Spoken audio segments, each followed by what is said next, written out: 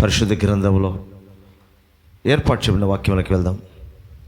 కీర్తనలు 50వ కీర్తన 15వ వచనం. 50వ కీర్తన 15వ వచనం చదువుకుందాం. ఆపత్కాలమున నీవు నన్ను గూర్చి మొరపెట్టుము. నేను నిన్ను విడిపించెదను. నీవు నన్ను మహిమపరచెదవు. ప్రభుకు స్తోత్రం. దేవుడు ఈ రాత్రి సంఘం అంతటితో మాట్లాడుతున్న మాట ఏంటంటే, ఆపత్కాలమున నీవు నన్ను గురించి మొరపెట్టుము.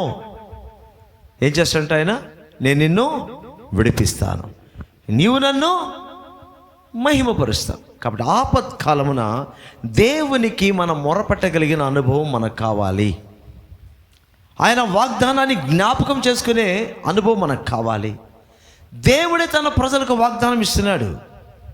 ఆపత్కాలం అంటూ నీకు వస్తే నువ్వు నాకు మొరపెట్టు, నేను నిన్ను విడిపిస్తాను.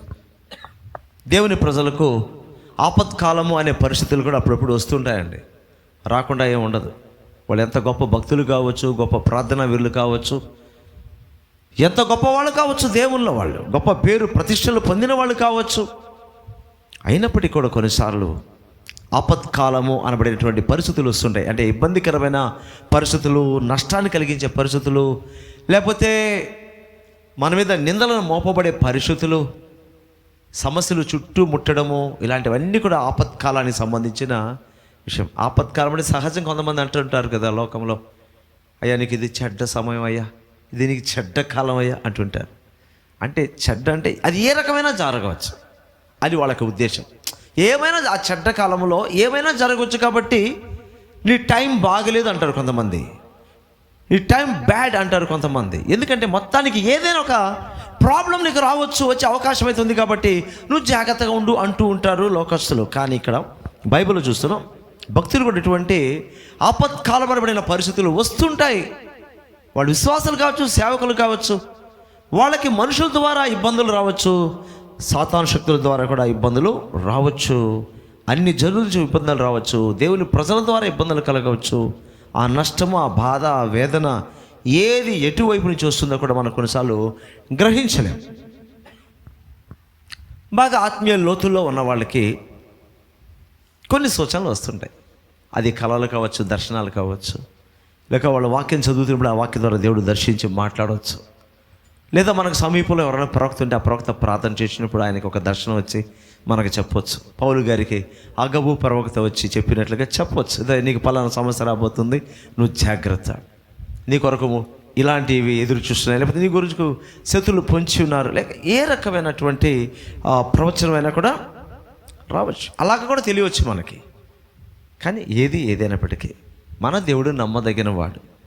ఆయన ఏ కోణంలో నుంచైనా సరే మనం ఎదుర్కోవలసిన ప్రతికూలమైన పరిస్థితులను మనకు అర్థమయ్యే శైలిలో ఆయన మనకు బయలుపరుస్తుంటాడు. మనం కాస్త జాగ్రత్తగా ఉండాలి. జాగ్రత్తగా అంటే వ్యక్తిగతంగా నువ్వు ఎంత జాగ్రత్త చేసుకున్నా అది పెద్ద విషయం కాదు. మొట్టమొదటి చేసింది తెలుసా? ప్రార్థన. ఆ ప్రార్థన అనే విషయం పక్కన పెట్టేసి నీ మానవ జ్ఞానంతో ఎన్ని రకాల జాగ్రత్తలు తీసుకున్నా పెద్దగా ఫలితం ఉండదు, కొంచెం ఉంటుంది అంతే. కొద్దిగా ఉండొచ్చు, లేకపోతే అది కూడా లేకపోవచ్చు. దేవునికి మొరపెట్టడం అనేదే చాలా ముఖ్యమైన విషయం. మొదట ఆయన సన్నిధిలోకి మనం రావాలి, ఆయన పాదాల చెంతకు మనం రావాలి, ఆయన పాదాలు పట్టుకోవాలి, ఏడవాలి, కన్నీరు కారవాలి, ప్రార్థన చేయాలి, మొరపెట్టాలి. అయ్యా ఆపత్కాలమో వస్తుందని నాకు తెలియపరిచావు, అందులోంచి నువ్వే నన్ను తప్పించు, నువ్వే నన్ను బలపరచు, నాకు కావలసిన జ్ఞానం, వివేకం అనుగురించు, లేక నేనేం చేయాలో నాకు తెలియపరచు ప్రభు అని దేవునికి మొరపెట్టాలి. ఇది ఒకవేళ వచ్చింది, మనకు ముందుగా ఏమీ ఆ సూచనలు తెలియలేదు కానీ డైరెక్ట్గా వచ్చేసింది, అయినా సరే ప్రార్థన చేయాలి. ముందుగా తెలిసినా సరే, ఒకవేళ తెలియకపోయినా సరే, ఆపత్కాలము స్టార్ట్ అయినా సరే వెంటనే మనం చేయాల్సింది మొట్టమొదటి ఏంటంటే మొరపెట్టు, మొరపెట్టు, మొరపెట్టు. దేవుడు కోరేది అదే, నా భక్తులు నాకు మొరపెట్టాలి, వారు నా దగ్గర రావాలి. మొదట వాళ్ళకి ఏ సమస్య వచ్చినా సామాజిక సమస్య వచ్చినా, సైతాను సమస్య వచ్చినా, ఏ రకమైన సమస్య వచ్చినా నా ప్రజలు మొదట నా దగ్గర రావాలని దేవుడు కోరుకుంటున్నాడు. నా దగ్గరకు రాకుండా నువ్వేం చేయలేవు. ఒకవేళ దేవుని దగ్గరికి రాకుండా మన సొంత ప్రయత్నాలు చేస్తున్నాం అనుకోండి, ఆయన చూస్తుంటాడు మనల్ని. నా దగ్గర రాకుండా ఏంది పిచ్చి పిచ్చి పనులు అని చేస్తున్నారు వీళ్ళు, ఎక్కడెక్కడ పరిగిస్తున్నారు ఏంది వీళ్ళు, ఆడ పరిగిస్తారు, ఎడ పరుస్తారు, అక్కడ ఎక్కుతారు, ఇక్కడ దిగుతారు, వాళ్ళకి చెప్పుకుంటారు, వీళ్ళకి చెప్పుకుంటారు. ముందు నా కదా చెప్పాలి, నేను కదా న్యాయం తీర్చేది, నేను కదా విడిపించేది. తర్వాత నువ్వు చెప్పుకో, అది వేరే విషయం, అది నీ ఇష్టం. చెప్పుకుంటావో చెప్పుకోవో నీ ఇష్టం. కానీ మొదట దేవునికి చెప్పడం నేర్చుకో. తర్వాత మన కొరకు ఎవరైతే యథార్థంగా ప్రార్థన చేస్తారో వాళ్ళకి చెప్పవచ్చు, సేవకులకు చెప్పవచ్చు, లేక మన తోటి బ్రదర్స్కి చెప్పవచ్చు, తోటి సిస్టర్స్కి చెప్పుకోవచ్చు. అంటే ప్రార్థన చేసే అనుభవం వాళ్ళకు ఉండాలి. వాళ్ళు చెప్పుకుంటే నీకు మేలు కలగద్ది. ప్రార్థన అనుభవం లేని వాళ్ళతో కానీ నువ్వు ఏమైనా షేర్ చేసుకుంటే వాళ్ళని గురించి ప్రార్థన చేయరు, కానీ మరింత నీ ప్రాబ్లం ఎక్కువ అయితే అవకాశం అయితే ఉంది. ఇది ఎప్పుడైనా ఎక్కడైనా వాస్తవం ఇది.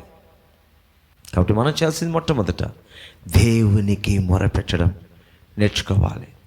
ఏ స్థాయిలో అయినా ఇబ్బందులు మన చేతిలోకి అకస్మాత్తుగా వస్తాయి. చెప్పి రావు, ఏవి కూడా చెప్పి రావు. అకస్మాత్తుగా వచ్చినా కూడా సిద్ధపాటు మనం కలిగి ఉండాలి. హల్లెలూయా. దేవుని యొక్క వాగ్దానం ఇది. ఏంటి వాగ్దానం అంటే, ఆపత్కాలమున నీవు నాకు మొరపెట్టు, నేను నిన్ను విడిపిస్తాను. దేవుడు చెప్తున్నాడు, విడిపిస్తాను అంటున్నాడు ఆయన. విడిపించే దేవునికి మనం ప్రార్థన చేస్తున్నాం ఇక్కడ. అలా విడుదల అయిన తర్వాత మనం ఏం చేస్తామంటే, అది కూడా ఆయన చెప్తున్నాడు, నువ్వు నన్ను మహిమపరుస్తావు. దేవుని మహిమపరచకుండా ఉండగలమా? కొంతమంది అయితే ఉంటారు, అలాంటి దేవుని ప్రజలు ఉన్నారండి. ఎంతో భయంకరమైన సమస్య నుంచి వాళ్ళకి విడుదల వచ్చినా కూడా వాళ్ళు ఏమంటారంటే, సింపుల్గా ఏదో కొన్ని రకాల కారణాలు చెప్పేసి ప్రాబ్లం పోయిందిలే, ఏదో పోయిందిలే అంటుంటారు. ఏదో చేస్తేనే ఏదో పోయింది అన్నట్టుగా అంటుంటారు వాళ్ళు. కానీ దేవుడే విడిపించాడు. ఆ గ్రహింపు నేను చాలామందిలో చూస్తుంటాను. ఆ గ్రహింపు అందరికీ లేదని నాకు అర్థమైంది. చాలా తక్కువ మందికి ఆ గ్రహింపు. దేవుడే నాకు సహాయం చేశాడు, దేవుడే ఈ పరిస్థితి విడిపించాడు, ప్రభువే నాకు స్వస్థత ఇచ్చాడు, ప్రభువే నాకు సహాయం చేశాడు, ప్రభువే నాకు జ్ఞానాన్ని ఇచ్చాడు, ప్రభువే నాకు ఆలోచన ఇచ్చాడు, ప్రభువే నన్ను అక్కడికి నడిపించాడు, ప్రభువే నాకు ఆ వ్యక్తిని నా దగ్గరికి తీసుకొచ్చాడు. మేమిద్దరం మాట్లాడుకుంటున్నామంటే అది ప్రభువే ఇలా ఏర్పాటు చేశాడు. అతి కొద్ది మందికి గ్రహింపు ఉంటుందండి. వెంటనే వాళ్ళు ఏం చేస్తాడు, దేవా నీకు స్తోత్రం, ప్రభువా నీకు స్తోత్రం, నువ్వు నడిపించావు, లేదా నన్ను అక్కడికి నడిపించావు, ఈ సందర్భాన్ని నీవే క్రియేట్ చేశావు, దేవా నీకు స్తోత్రం. ఈ గ్రహింపు చాలా తక్కువ మందికి ఉంటుందండి. మిగతా ఎక్కువ మంది దేవుని ప్రజలు ఏంటంటే, సమయానికి మీరు వచ్చారండి, కాపాడు. సమయానికి ఆయన ఎట్టొచ్చాడు? ఆయన ఎట్టొచ్చాడు? నువ్వు ప్రార్థన చేసి దేవుడు నడిపించాడు, ఆయన రాలా. సమయానికి నిన్ను కలవడం వల్ల, నీతో నేను చెప్పుకోవడం వల్ల నా ప్రాబ్లం క్లియర్ అయింది. నువ్వు సమయానికి వెళ్ళి కలిసావు అతన్ని, నువ్వు కలవలా, దేవుడు కలిసేటట్టు చేశాను నేను. అలా ప్లాన్ చేశాడు దేవుడు, నువ్వు అక్కడికి వెళ్ళేటట్టుగా, అతనితో మాట్లాడేటట్టుగా చేశాడు. ఈ గ్రహింపు చాలా తక్కువ మందికి అండి. ఏమండి, ఇంకొక సంఘటన అలాంటిది రిలేటెడ్ కూడా చెప్తా, తర్వాత వాక్యంలోకి వెళ్ళిపోదాం. నాకు ఒక స్నేహితుడు ఉన్నాడు, చాలా కాలం అయింది పెళ్లి కాల. ప్రార్థన చేస్తూ ఉన్నా దేవుడు ఒక సిస్టర్ని నాకు చూపించాడు, ఈమె అని. నేనేం చెప్పేది నా దగ్గరికి వెళ్ళి, నేను ప్రార్థన చేస్తున్నాను, నాకు ఒక సిస్టర్ గారు చూపించారు, ఆమె కానీ నువ్వు చేసుకుని నీ జీవితం బాగుపడుతుంది, నువ్వు ఇంకా దేవుని ఎదగతావు, అన్నీ బాగుంటుంది అని చెప్పాను. పేరైతే చెప్పాలా? అన్న చెప్పొద్దు అన్నాడు. సరే నేను చెప్పను అన్న. సరే ఒక పని చేయి, నేను చెప్పను కానీ 3 రోజులు ఉపవాసం ఉండు, ఒక పూటే. నేను 7 రోజులు ఉంటా, నువ్వు 3 రోజులు చాలు, నేను 7 రోజులు ఉంటా. నాకు దేవుడు ఒకటి చెప్పాడు. నాకు దేవుడు ఏం చెప్పాడు తెలుసా? ఆయన ఖచ్చితంగా నిజమే చెప్తాడు, దేవుడు అబద్ధం చెప్పాడు. అతను ఉపవాసం ఉన్నా అతనికి నేను చూపిస్తా అన్నాడు దేవుడు. అతను నేను చూపిస్తాను అమ్మాయిని అన్నాడు దేవుడు నాకు క్లియర్గా. నాకు ధైర్యం వచ్చేసింది. ఆయన చెప్పిన తర్వాత ధైర్యంగా చెప్పాను. నేను అలా చెప్పగలను ధైర్యంగా? నా ప్రభు నాకు చెప్పిన తర్వాత నేను ధైర్యంగా చెప్పాను. చూడండి బ్రదర్, దేవుడు అంటున్నాడు, నాకు తెలుసు ఎవరో, బట్ నీకు నేను చెప్పను, పేరు చెప్పను, మనిషి ఎవరో చెప్పను. నువ్వు 3 రోజులు కానీ ఉపవాసం ఉంటే, దేవుని మీద విశ్వాసంతో ప్రార్థన చేయి, నీకు 3 రోజులు కావచ్చు, పక్క రోజైనా కావచ్చు, వాళ్ళెవరో నీకే తెలిసిపోతుంది. ఒక్క దర్శనమో కలో ఏదో రావచ్చు అని చెప్పాడు.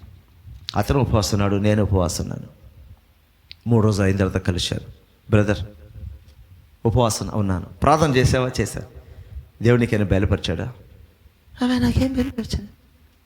నాకేం చూపిలేదు దేవుడా, నాకేం చెప్పలేదు దేవుడు అన్నాడు. నేను ప్రార్థన చేస్తే ఆయన అంటున్నాడు, నేను చూపించాను, అతను అబద్ధం చెప్తున్నాడు అని.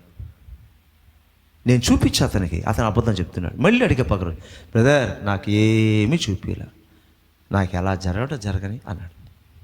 కొంతకాలం అయిన తర్వాత నేను చెప్పి నా సిస్టర్కి పెళ్ళి అయిపోయింది. అయిపోయిన తర్వాత నా దగ్గర వస్తాడు, బ్రదర్ ఒక విషయంలో నేను నీకు అబద్ధం చెప్పాను అన్నాడు. ఏంది బ్రదర్ అన్న? మీరు 3 రోజులు ఉపవాసం ఉండమన్నారు, ఉన్నాను.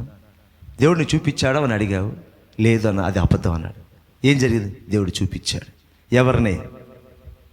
ఫలానా వాళ్ళని. నాకు దేవుడు చూపించింది కూడా వాళ్ళేనేనయ్యా. ఇప్పుడు ఏం చేయలేం, పెళ్ళి అయిపోయి 2 పిల్లలు, మూసుకొని కూర్చో. ఇప్పుడు అతని పరిస్థితి నిజంగా కానీ వాళ్ళిద్దరికి వివాహం జరిగి ఉంటే నేను అనుకుంటున్నాను, నిజంగా వివాహం జరిగితే ఎంత చక్కగా ఆత్మీయంగా ఫలించి ఇద్దరు ఫలించేవాళ్ళు. ఇప్పుడు ఇద్దరు నాశనం అయిపోయారు. ఇతను ఆత్మీయంగా పతనం అయిపోయాడు, అక్కడ ఎవరినో చేసుకుని ఆమె ఆత్మీయంగా పతనం అయిపోయింది. జరుగుంటే ఇద్దరు సూపర్గా ఫలించేవాళ్ళు, ఫైనాన్షియల్గా, స్పిరిచువల్గా, ఏమండి అన్ని రకాలుగా ఫలించేవాళ్ళు. ఇతను చేసిన అబద్ధం వల్ల ఇతని జీవితం నాశనం అయిపోయింది. ఇప్పటికీ పెళ్ళి పెట్టాకలేదు, ముసలోడు అయిపోతున్నాడు. ఆమె చూసి అక్కడ క్రీస్తు కూడా మర్చిపోయింది ఆల్మోస్ట్. వాక్యాన్ని ఉపదేశించగలంత జ్ఞానం ఆమెకి. పేర్లు చెప్పకూడదు, ఎందుకంటే పెళ్ళిళ్ళు అయిపోయాయి కదా, పేర్లు అన్నీ చెప్పకూడదు, తప్పది. వాక్యాన్ని ఉపదేశించే అంత జ్ఞానం ఉన్న వ్యక్తి ఈరోజు క్రీస్తు గురించి కనీస జ్ఞాపకాల్లో కూడా లేదేమో అనుకుంటున్నాను నేను. ఆ పరిస్థితి ఎందుకు చెప్తున్నా తెలుసా? దేవుడికి మనం మొరపెడితే దేవుడు ఎందుకు ఇలాంటి కోకొల్లలు అంటే, దేవుడు నాకు నేను చెప్పానంటాడు, వాడితే లేదంటారు. కొంతకాలం తర్వాత చెప్పాడంటే మేమే అబద్ధం చెప్పామంటారు. నా దేవుడు ఎప్పుడు అబద్ధం చెప్పాడు. ఆయన నా దేవుడు సత్యం చెప్తాడు. ఆయన మనిషి, ఆయన అబద్ధం చెప్పడానికి. మనం ఆయనకి విశ్వాసంతో ప్రార్థన చేసినప్పుడు ఆ ప్రార్థన వినే దేవుడుగా, బయలుపరిచే దేవుడుగా ఉన్నాడు. ఖచ్చితం అది. ఆయన మనతోనే ఉన్నాడో వాస్తవాన్ని అనేక సార్లు నిరూపిస్తుంటాడు ఆయన. నిన్న రోజు ఒక మిరకల్ జరిగింది. ఎందుకంటే ప్రతిదినే సంఘంతో షేర్ చేసుకుంటూ ఉంటాను. ఒక చిన్న అద్భుతం, నా దృష్టిలో చాలా పెద్ద అద్భుతం. అది వింటే మీకు చిన్నదిగానే ఉంటుంది, నాకే చాలా గొప్ప అద్భుతం. ప్రతిరోజు దేవుని ఆలయానికి వచ్చి నేను ఇక్కడ ఆడియో బైబిల్ రికార్డ్ చేస్తుంటా. నా దేవుడు చెప్పాడు, నేను చేస్తున్నా అంతే. వాళ్ళు 2 చూస్తున్నారు, రోజుకి 3 చూస్తున్నారు, 10, అదంతా నాకు అనవసరం. నా ప్రభు చెప్పాడు, నా పని చేస్తా అంతే, మిగతా ఆయన చూసుకుంటాడు. ఎప్పటిలాగే నిన్న కూడా వచ్చి అక్కడ చైర్లో వెనకాల కూర్చొని నా ముందు ఒక ట్రైపాడ్ పెట్టుకొని దానికి సెల్ ఫోన్ ఫిక్స్ చేసుకొని దాంట్లోనే రికార్డ్ ఆన్ చేసుకొని దాంట్లోనే వాక్యాలు కూడా సెట్ చేసుకొని ఆ మొబైల్లో చూస్తూనే నేను చదువుతున్నప్పుడు అదే మొబైల్లోనే రికార్డ్ అవుతుంది అనమాట. సో నిన్నటి రోజు నేను మొదటి దినవృత్తాంత గ్రంథములో 28వ అధ్యాయము చదువుతున్నా. ఒక ట్రాక్ చదివి వెళ్ళిపోదాం అనుకున్నాను. నేను జోసఫ్తో చెప్పాను, జోసఫ్ నేను ఒక ట్రాక్ చదివి వెళ్ళిపోతాను, టైం లేదు, మళ్ళీ వచ్చి 2వ ట్రాక్ చదువుతాను. లేదు, నువ్వు 2వ ట్రాక్ కూడా పూర్తి చేసేది డాడీ, టైం లేదు, ముందుగా అన్నీ చేసేయాలని. సో 2వ ట్రాక్లో 27, 28, 29 అధ్యాయాలు ఉంటాయి. ఫినిష్ అయిపోద్ది, దినవృత్తాంతాలు ఫినిష్ అవుతుంది. సో దాన్ని నేను 27 అయిపోయింది, 28 చదువుతున్నాను. టచ్ అవుతుంది, హోలీ స్పిరిట్ టచ్ అవుతుంది. ఇంచుమించు 20 వచ్చాను అనుకుంటా. 20 వచ్చాను వచ్చేసరికి బలంగా ఆత్మ వచ్చేసాను మీదకి. ఎప్పుడు జరగల, అన్ని భాషలు వచ్చేసాయి, ఓపెన్గా బయటకు వచ్చేస్తాను అన్ని భాషలు. దేవా స్తోత్రం, తండ్రి స్తోత్రం, యేసయ్య స్తోత్రం, పరిశుద్ధాత్మ స్తోత్రం అని చైర్లో కూర్చొని చేతులు ఎత్తేసి అవి కూడా రికార్డ్ అయిపోతా ఉన్నాయి. అయితే అవన్నీ చెప్పేసి దేవుని స్తుతిస్తున్నా. అక్కడ ఉన్న సంఘటన ఏంటంటే, బైబిల్ చదివేటప్పుడు దేవుని మందిరము నిర్మాణం గురించిన సందర్భం వస్తుంది. అక్కడ టచ్ అవుతుంది ఆత్మ. ఇంకా నా వల్ల కాలా, అన్ని భాషలు వచ్చేసాయి, పెద్దగా వచ్చేసాయి అన్ని భాషలు. అవన్నీ ఎడిట్ చేసి పెడతాం అనుకోండి, యాజ్ ఇట్ ఈస్కి పెట్టాం. కానీ ఎందుకు చెప్తున్నా అంటే, అతి త్వరలో దేవుడు మనకు మందిరాన్ని ఇవ్వబోతున్నాడు. సింగిల్ రూపీ అక్కర్లా మన దగ్గర. దేవుడు చెప్తున్నాడు, అనేకల ద్వారా గొప్ప స్పాన్సర్స్ దగ్గర పంపబోతున్నాను నేను అన్నాడు దేవుడు. గొప్పగా లక్షల్లో, కోట్లలో, వేలు, 100,000 కాదు, అడుక్కుంటే 100,000 వస్తాయి. నేను అడుక్కోను, దేవుని అడుక్కుంటాను కాబట్టి లక్షల్లో, కోట్లలో రాబోతుంది స్పాన్సర్స్.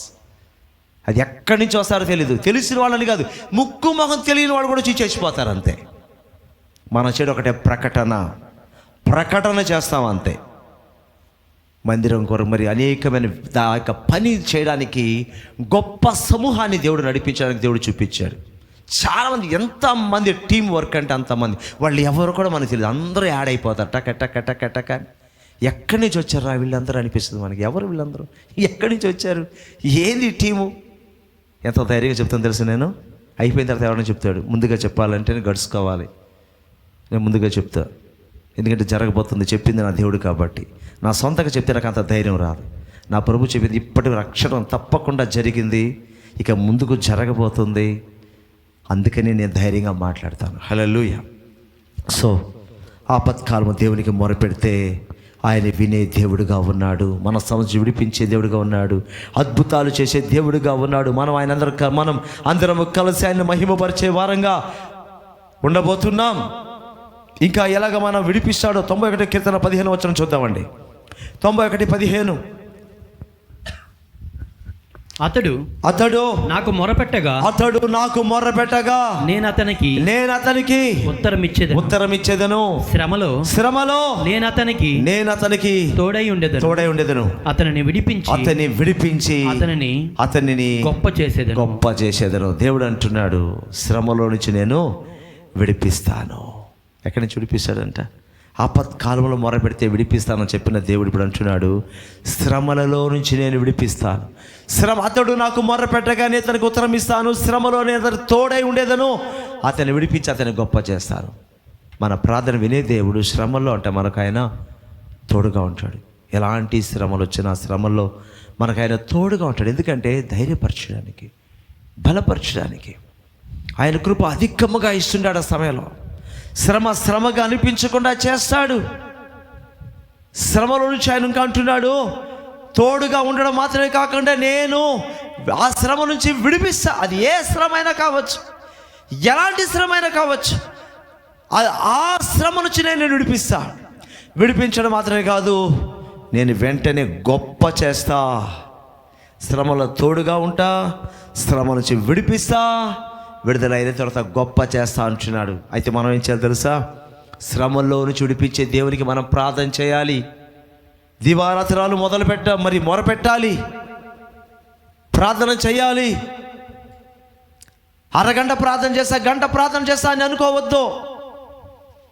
పని పూర్తి కూర్చో, అంతే. ప్రార్థన చేయి అంటే రోజు ఒకవేళ నువ్వు గంట ప్రార్థన చేసుకుని అలవాటు ఉండొచ్చు, ఓకే, వద్దని చెప్పం.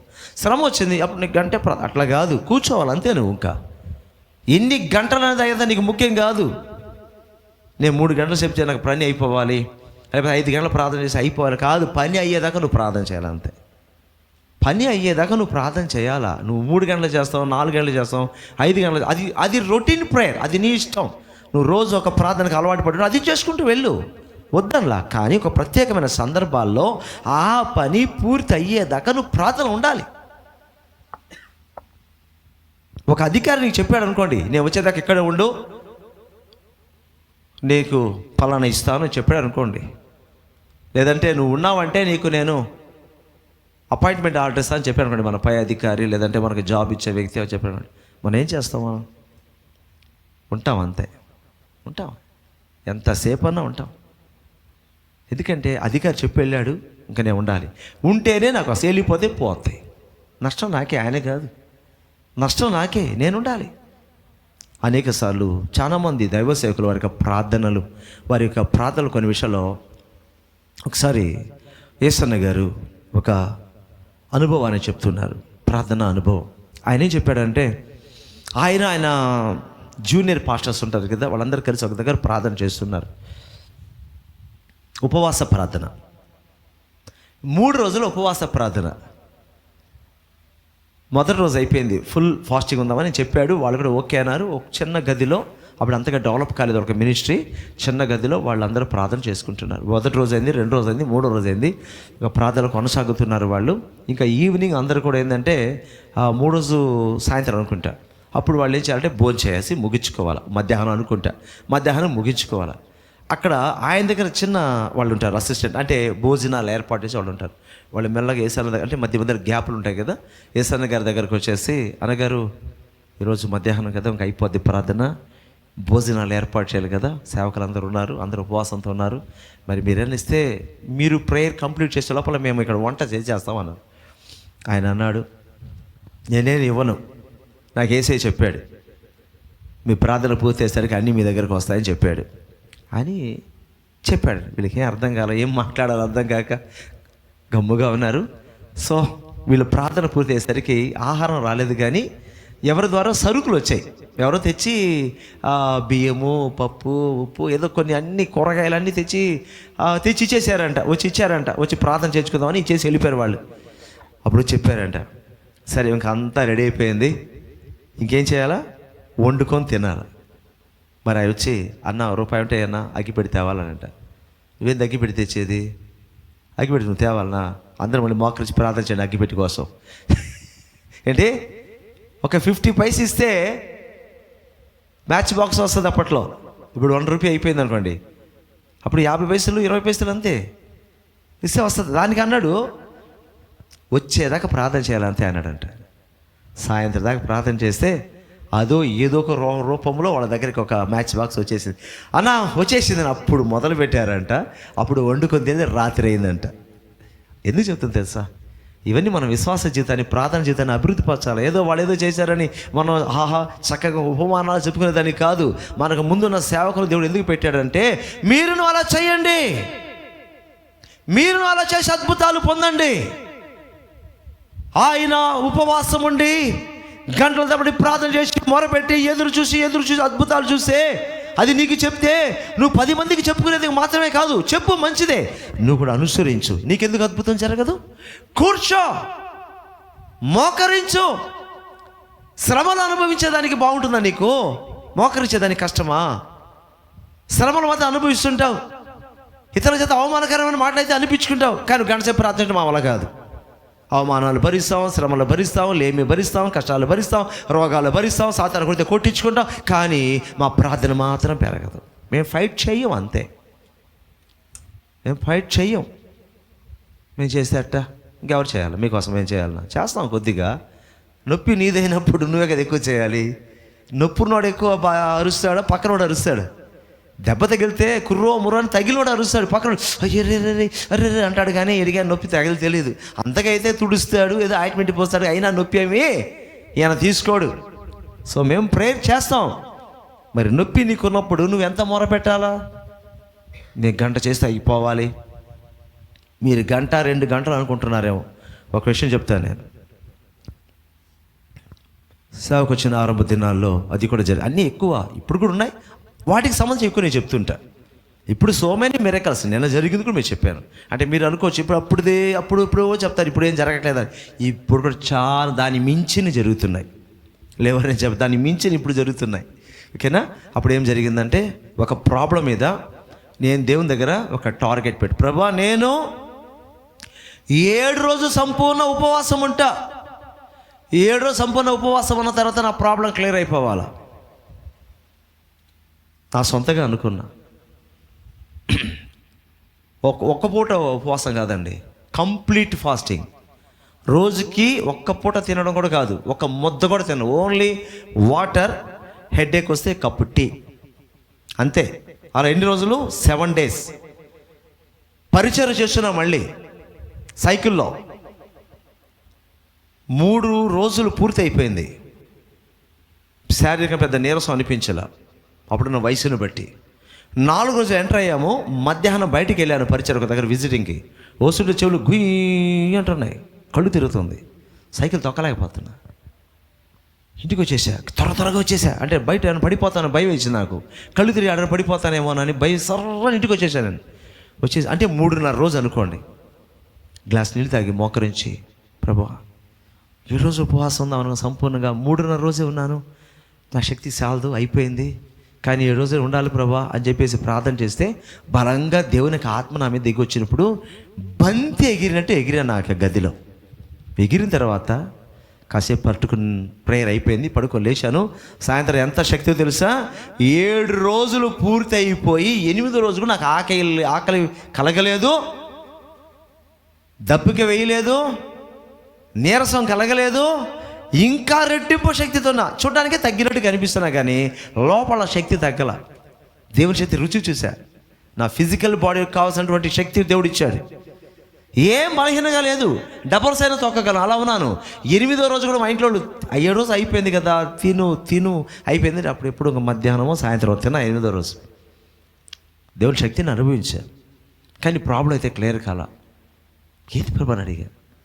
అప్పుడు ఆయన అన్నాడు, నేను ఇచ్చేటప్పుడు నువ్వు తీసుకోవాలి, అప్పటిదాకా నువ్వు ప్రార్థన చేయి. ఉపవాసం నువ్వు అనుకున్నావు, ఓకే, నా యొక్క అద్భుతాలు అందులో కూడా చూపించా.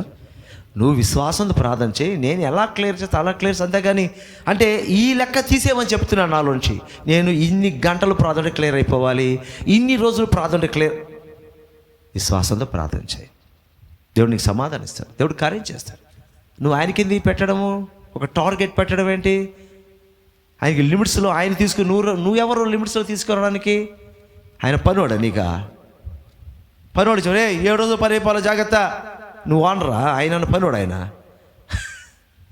మన అడ్రస్ మనం ఓనర్ అయిపోయి ఆయన పనివాడు అయిపోతాడు. ఇప్పుడు అక్కడ ఆర్డర్ ఏం చేస్తే తొందరగా చేయి ప్రభు, త్వరగా చేయి ప్రభు, ఎక్కువసేపు ప్రార్థన చేయి, కావాలంటే ఉపవాసం ఉండు. అంతేగాని ఇన్ని గంటలు ఉంటే అయిపోవాలి, 40 రోజులు ప్రార్థన ఉంటా, నా భర్త మారిపోవాలి. ఏంది అదే? ఏంటిది? ప్రార్థన చేయి, నమ్మకంతో చేయి. దేవుడు చేస్తాడు, విశ్వాసంతో చేయి, ఖచ్చితంగా చేస్తాడు. ఆయన నమ్మదగిన దేవుడు. శ్రమలో నువ్వు ప్రార్థన చేస్తే ఆ శ్రమ నుంచి విడిపిస్తాడు, తోడుగా ఉంటాడు, విడిపిస్తాడు, నేను గొప్ప చేస్తాడు. శ్రమగా అనిపించకుండా కృపను అధికంగా దయచేస్తాడు. నువ్వు ఏమైతే గొప్ప కార్యాలు నీ జీవితంలో ఆయన చేయదలుచుకున్నాడు అంటే నీకు ఏదో ఒక విధంగా బయలుపరుస్తాడు, తెలియపరుస్తాడు. నీ ప్రార్థన వ్యర్థం కాదు, నువ్వు గొప్ప కార్యాలు చూస్తావు, నిన్ను బలపరుస్తాడు, ఆయన ధైర్యాన్ని ఇస్తాడు. గొప్ప మాట మనం చూస్తే బైబిల్లో 107వ కీర్తన 6వ వచనం చూడండి. 107:6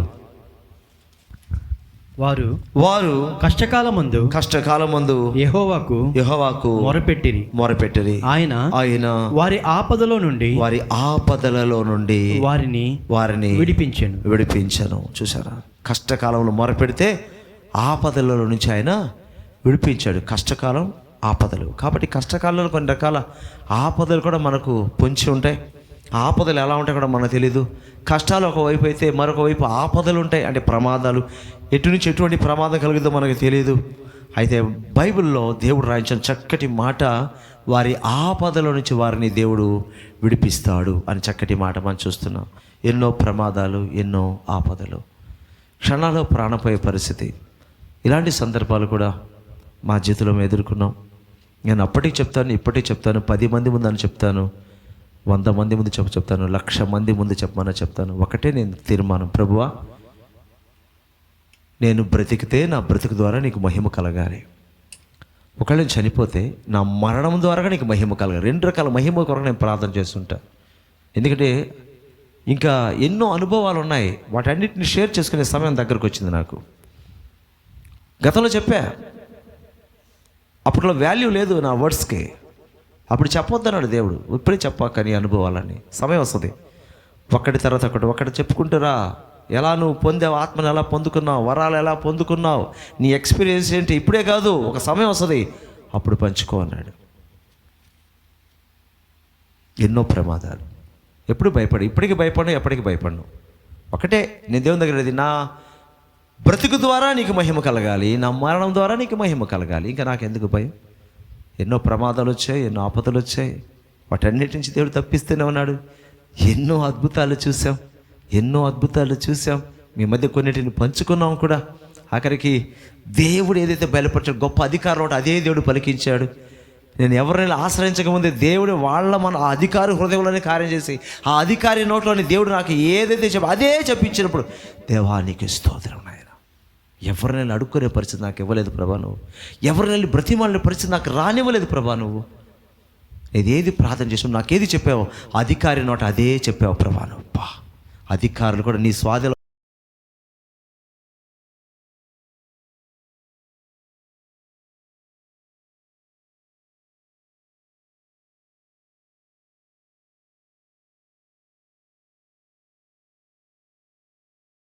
కావచ్చు, పిఎం కావచ్చు, సీఎం కావచ్చు, ఎవరైనా కావచ్చు, అందరూ ఆయన అధికారం కింద వాళ్ళే.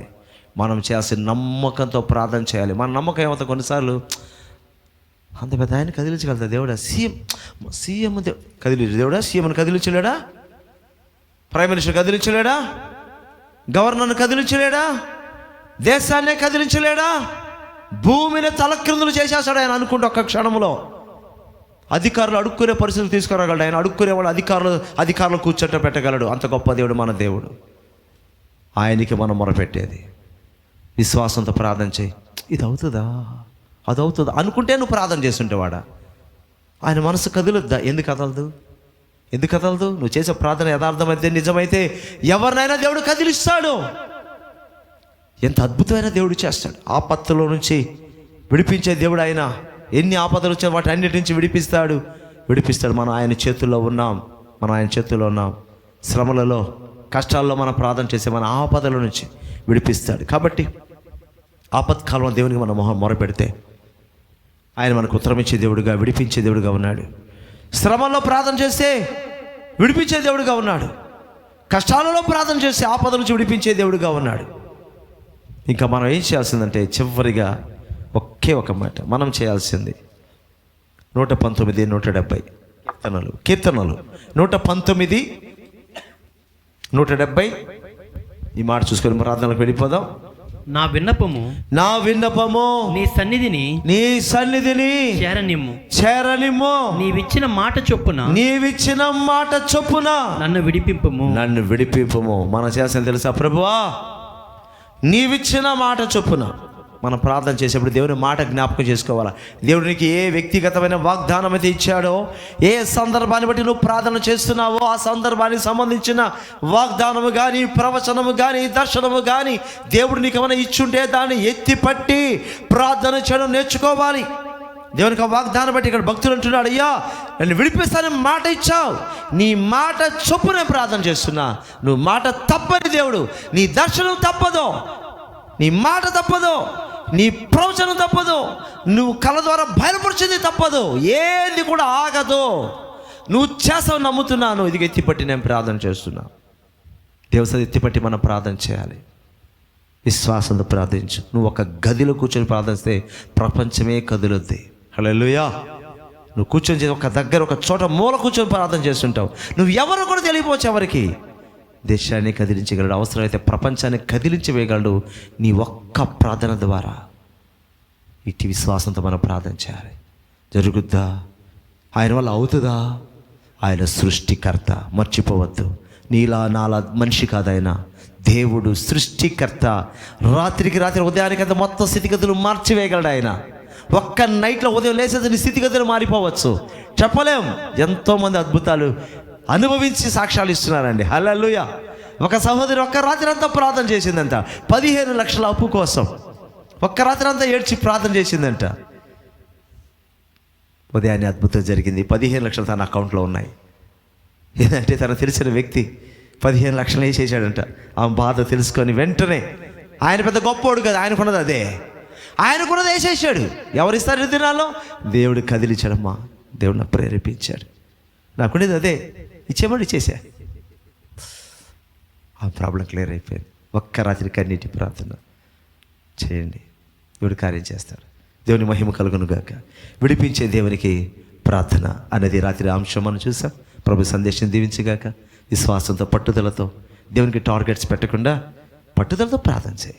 ఆత్మ నడిపింపు అంతవరకు ప్రార్థించడం నీ వ్యక్తిగత జీవితాల్లో నేర్చుకో. సంఘంలో మనం సేపు చేయలేము కాబట్టి జస్ట్ ఇక్కడ సబ్జెక్ట్ నేర్చుకుంటాం, ప్రాక్టికల్ కొంత చెప్తాం, దాన్ని మీరు అనుసరించాలి, ఫాలో అయిపోవాలి, అద్భుతాలు చూడాలి, సంఘంలో సాక్ష్యం చెప్పాలి. ఓకే.